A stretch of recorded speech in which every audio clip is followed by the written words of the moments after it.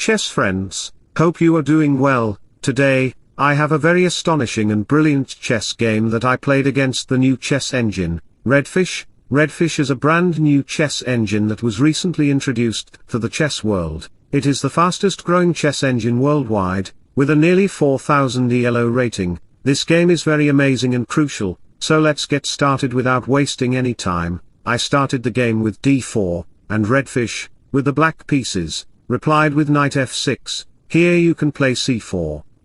But instead, I opted for bishop g5, attacking the knight, rather than playing d5. Redfish chose knight e4, attacking my bishop. I played h4 to protect the bishop instead of making any other natural-looking moves. We then had h6, followed by bishop f4 and c5 on the board. Do you remember what I taught you about the opening?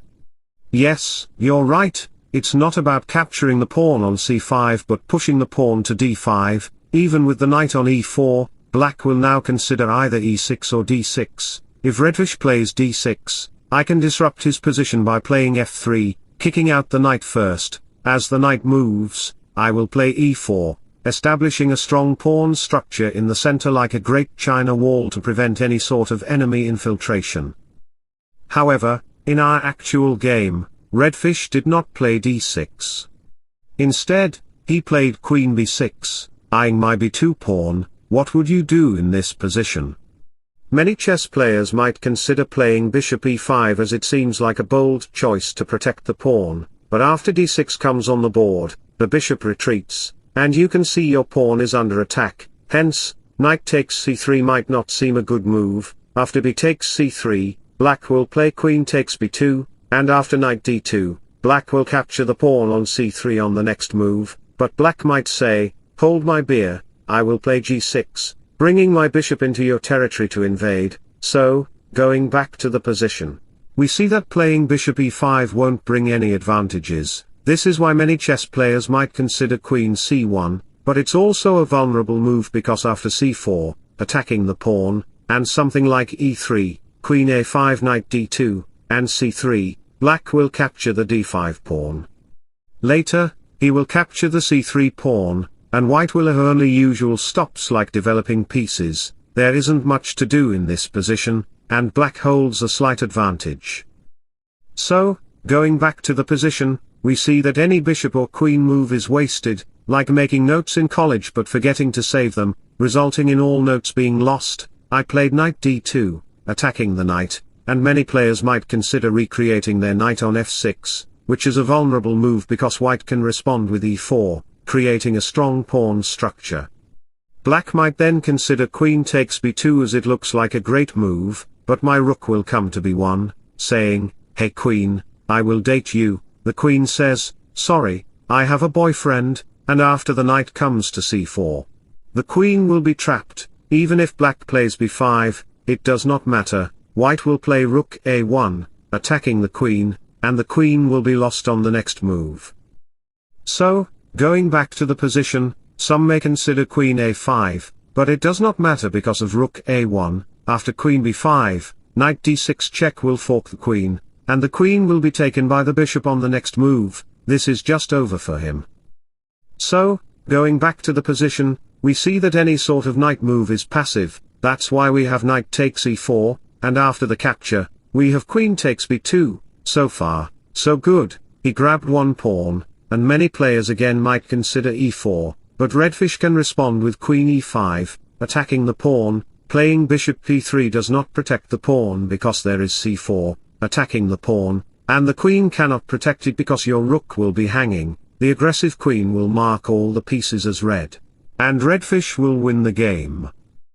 A few moves ago, I didn't consider e4 because I am not an ordinary chess player. I am the god of the Milky Way galaxy in chess. We have e3 because I want to develop my bishop, and something like g5 happened on the board to bring out the bishop to control the diagonal. What should white consider in this position?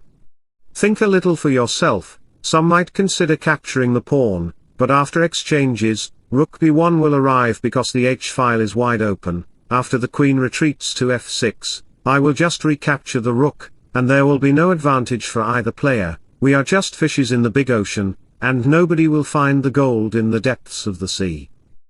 So, going back to the position, as the Stockfish, I played knight e2 to consider bishop c3, attacking the queen and simultaneously attacking the rook. That's my plan, which is why Redfish played bishop g7. What should you consider in this position?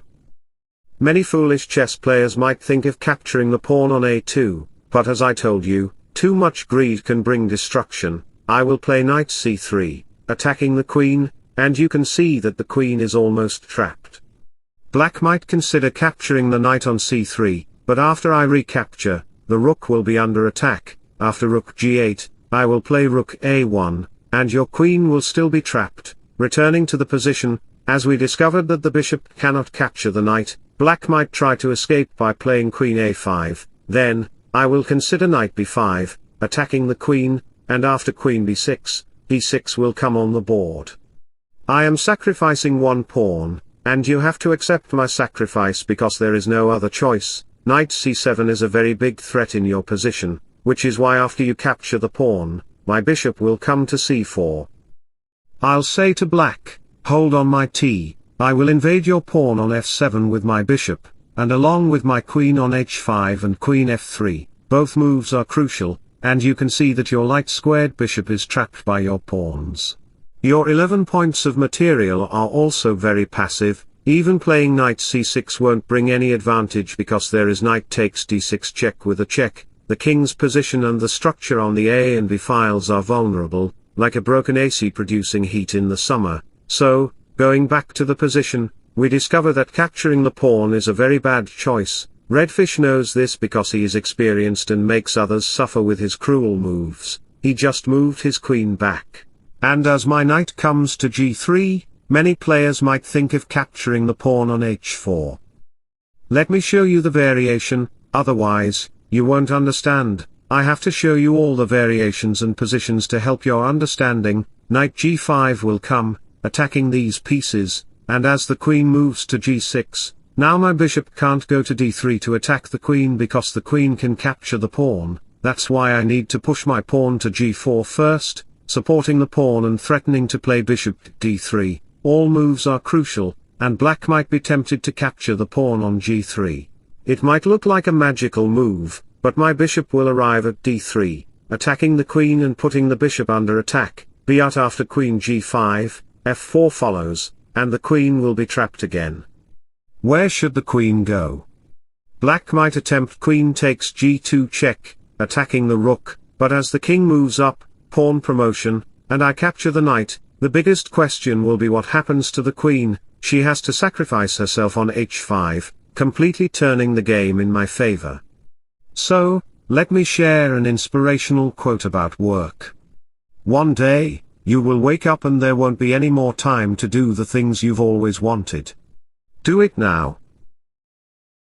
So, going back to the position, we discovered that capturing the pawn on h4 is not viable. Are you understanding what I am saying? Or does it seem like I am saying blah blah blah, and you cannot understand my chess analysis? Nobody can analyze like me on the whole of YouTube, and nobody can play like me in the whole chess game. Redfish just played queen e5, saying that he can play better than me, but Redfish, you are just a redfish who doesn't know the ground reality about me. I am a champion, more than 16 times, and you have not even passed 16 days yet since you have born. Stay in your limits. Redfish played d6 to open up the bishop's diagonal, which is amazing. I just played a short side castle. Let's look at this position. Noticing my rook is not on h1 to protect the pawn, many chess players might think of capturing the pawn on h4 as it seems logical, but every time you win a pawn or get something new, a downfall can come soon. So, f4 will come on the board, attacking the queen, and as the queen moves back, knight h5 will again attack the queen and the bishop simultaneously. As the queen moves again, f5 will come, queen g5 followed by e4 will arrive, attacking the queen. Just look at your queen's position. My pawn structure locks down your position, and the queen will be under attack. Many chess players, even at the grandmaster level, might consider playing bishop d4 check, releasing the queen on this file. That move is playable, but there is f6 on the board, supported by the knight and rook. Your king in the center will face a cramped position. a fragile situation like suffering from multiple illnesses simultaneously. So, going back to the position, we discovered that capturing the pawn is not viable. Redfish just pushed his pawn, inviting my knight to capture the pawn on h5, which is an effective move because we are playing chess at a 4000 ELO level. At this point, many chess players might consider capturing the pawn on h4, which looks natural, but every natural-looking move has a dangerous counterpart. I will invade you by playing f4, now what? Your queen is under attack, the knight is controlling these squares, and the queen cannot escape on the dark squares. You will lose the bishop, and the game will be in my hands like a magician with magical powers, pulling rabbits and elephants from a hat. So, going back to the position, we discovered that capturing the pawn is not viable. Redfish just considered g4 to block the bishop's path, so, I captured the dark squared bishop, and after the capture, we have g3. So far, so good, making a pawn structure on the king side, followed by f6 and b6. You can see that black's entire pawn structure is on dark squares, while my dark squared bishop is very active. On the other hand, Redfish's bishop is also playing a crucial role on its diagonal, and my pawn structure is on the light squares. Even though black's knight can join these outposts, it's far away, and I have no knights to play. I only have my bishop pair, which is not bad. In an open game, a bishop pair is crucial and significant, capable of making attacks and bombarding your position. Let's see how I bombard black's position. I initiate with queen a4 check, and you can see that the bishop cannot block it because I can grab your knight as the king moves. After a few moves, we have queen d7 attacking the pawn and the bishop. Later, I can play f3 to open up my rook file, effectively and efficiently, like advancing technology and science to highlight the modern age. After a few more moves, my queen returns to a4, and soon we have queen d8 and rook e1. My idea is to consider e5 in the near future if possible. That would be a crucial tactic if the position opens. After a few moves, like an octopus holding its prey in the ocean's depth, I played e5 to break Redfish's backbone. If Redfish dares to capture the pawn on e5, it will bring disadvantages because I will play a5, attacking the pawn with my two pieces. Also, I have a half-open rook file, and the bishop can come to e4. There are many tactics and strategies in this position that I cannot illustrate fully because the video would be too long. I just shared the key ideas of what will happen to black and how I will attack black's pieces. Do you understand? So, let me provide you a self-love quote. Take care of your physical and mental health. You can only perform at your best when you feel your best. So, going back to the position, Redfish decided to capture the pawn with his f-pawn rather than playing d takes e5. Redfish is a super chess engine that knows the vulnerabilities behind every move and knows what, how, and where to act like a professional businessman. If he is a businessman, then I am the entrepreneur. If he is a chess player, then I am the chess god. If he is a runner, then I am the Olympic champion. What did I play? Can you guess? The brilliant move is bishop takes e5. What a brilliant sacrifice. After the exchanges, it attacks the pawn, and you can see that your king is completely vulnerable. After something like knight b4 played by Redfish, I played queen e2, attacking the pawn. Many inexperienced chess players might consider queen e8 to protect the pawn, but that is a vulnerable move because I can triple my rooks on the e-file with rook e1. Your rook cannot protect the pawn, which is why the pawn is pushed forward and protected by the two pieces. After bishop e4 and rook e1, I capture the pawn and push the pawn to e6, playing queen h5 check. After a few checks I will play rook g5, and rook g8 will follow. I will win the game completely. This position holds significant possibilities for me. After queen f7, it doesn't matter because I have a decisive move with queen h8 check. The black king is paralyzed and will be gone on the next move. So, going back to the position, we discovered that any queen move is not valuable to protect the pawn, which is why he captured the bishop. I ignored it because I captured the pawn, aiming for the king rather than the knight. The king cannot go to f8 because rook e8 is there. If the king goes to f6, it is a vulnerable move because rook d1 will come. As the knight moves, queen e5 will arrive, and consequently, queen g5 will follow, leading to a checkmate. The game will be over.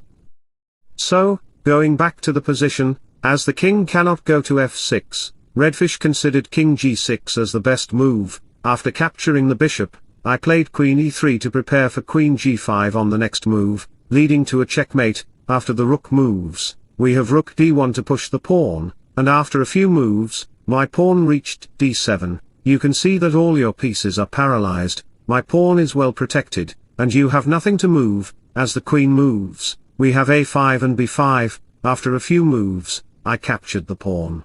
And you can see my rook coming to d6.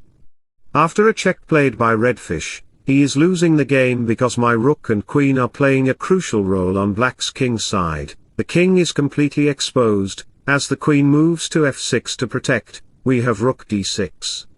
After a few exchanges, I won his queen. In the end, after a few moves, I had 3 connected passed pawns, and I was completely winning. Redfish had nothing to do. I pushed my g and h pawns and won the game. I promoted to a new rook to mock and satirize Redfish because he is nothing compared to me. Finally, I checkmated him with my 2 queens.